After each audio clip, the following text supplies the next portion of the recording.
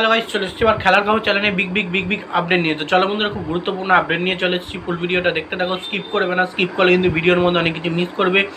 এবং এই খেলার খবর চ্যানেলে যারা নতুন হচ্ছে, অবশ্যই খেলার খবর চ্যানেলটা সাবস্ক্রাইব করে পাশে থাকা বেলাইকন ঘন্টাটাকে ঢং করে বাজিয়ে দাও। বেশি লাইক এবং কমেন্ট করে দাও, যাতে মোটিভেট হয়ে তোমাদের এই খেলার খবর চ্যানেলে এই ফার্স্ট আপডেট দিতে পারি। তো চলো বন্ধুরা, ফার্স্ট যে আপডেটটা নিয়ে কথা বলবো, খুব গুরুত্বপূর্ণ আপডেট তোমাদের শেয়ার করতে চলেছি ভিডিওর মধ্যে। ফার্স্ট আপডেটটাই হচ্ছে এমবিএসজি শিবিরের দানব প্লেয়ার অ্যালবার্টো রড্রিগেজকে নিয়ে। তো এমবিএসজি শিবিরের দানব প্লেয়ার অ্যালবার্টো রড্রিগেজকে নিয়ে যে আপডেটটা দেবো, সেটা হচ্ছে অ্যালবার্টো রড্রিগেজ কিন্তু সে দানব, সেটা সে বারংবার সে প্রমাণ করে। তোমরা বেসিক্যালি নিশ্চয়ই জানো, প্র্যাকটিস সেশনে কিন্তু চোট পেয়েছিল অ্যালবার্টো রড্রিগেজ।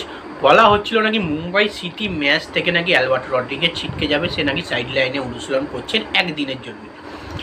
কালকে কিন্তু তাকে দেখা গেল বল পায়ে প্রতিটা প্লেয়ারের সঙ্গে অনুশীলন করতে দাপিয়ে, এবং বলা হচ্ছে দানবকে কোনোদিন কি আটকানো যায়? দানবকে কোনোদিন কেউ আটকাতে পারে না। সেক্ষেত্রে কোনো রকম চোটও কিন্তু দানবকে আটকাতে পারছে না। সেই কারণে কিন্তু দানব আবারও কিন্তু মাঠে ফিরল, অসাধারণ রিকভারি করেছে। আশা রাখছি দানব আজ প্রথম ম্যাচ থেকেই, মানে অ্যালবার্টো দানব বলে এমন হয়ে গেছে। তো অ্যালবার্টো রড্রিগেজ মোহনবাগানের ডিফেন্ডার প্লেয়ার, সে কিন্তু আজ প্রথম ম্যাচ থেকেই কিন্তু প্রথম দিক থেকেই কিন্তু খেলবেন। বা মুম্বাই সিটির বিরুদ্ধে আজ খেলা আছে, তোমরা নিশ্চয়ই জানো। আজ অ্যালবার্টো রড্রিগেজ তার পুরনো ছন্দ যেটা, সেটাই কিন্তু তিনি দেখাবেন মাঠেতে। তো দেখা যাক coach Jose Molina, coach Sergio Lobera প্রথম থেকে অ্যালবার্টো রড্রিগেজকে চান্স দেয় কিনা।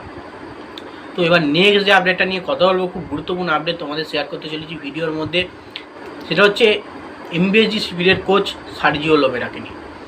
এমবিএসজি শিবিরের কোচ সার্জিও লোবেরার পাখির চোখ কিন্তু আজকের ম্যাচে 3 পয়েন্ট।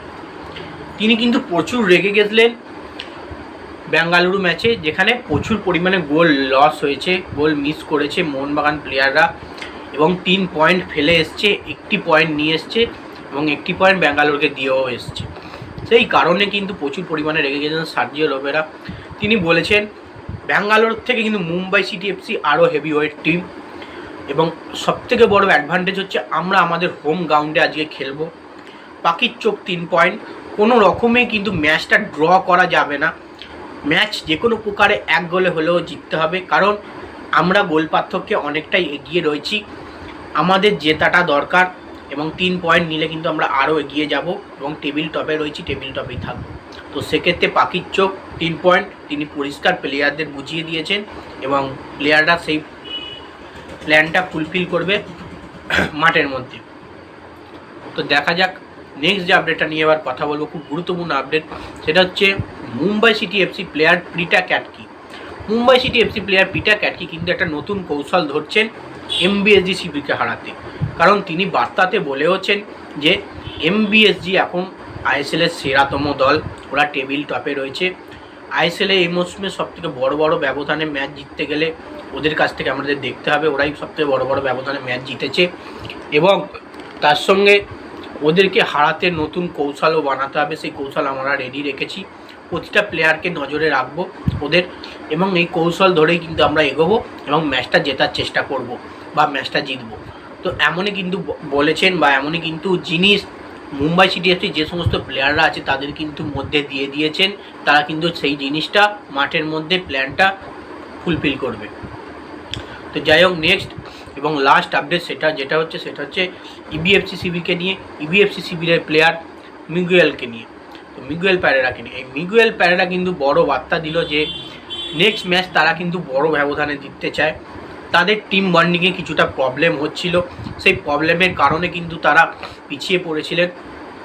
যে ফুল টিমটা তাদের স্কোয়াডটা ছিল, সেই স্কোয়াডের মধ্যে কেউ না কেউ চোট পেয়ে ম্যাচ মিস করছে, নয় কেভিন সিভিলে, নয় কোনো সময় দেখা যাচ্ছে ময়েসকে, কোনো সময় দেখা যাচ্ছে রাশিদকে। তো এরকম কেউ না কেউ বসতে হচ্ছে, সেই কারণে তাদের টিম বন্ডিংটা খারাপ গেছে, এবং ফুল টিম নিয়ে এবার তারা নামতে চলেছে।